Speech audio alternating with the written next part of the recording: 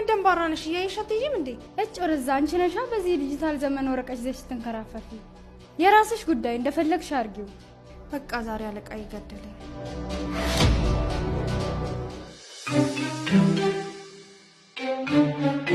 ምን አባቴ ነው የሚሻለኝ? ወረቀቶቹን ብቻ እንዳይጠይቀኝ። ሳምሪ ዛሬ ገመጠኝ። በቃ ተባረርኩ። አቤት አለቃ። ወረቀቶቹ ተላኩ? አልተላከም። ለምን? ያው የወረቀቶቹ ዋጋ እንደምታውቀው ነው፣ አይቀመስም።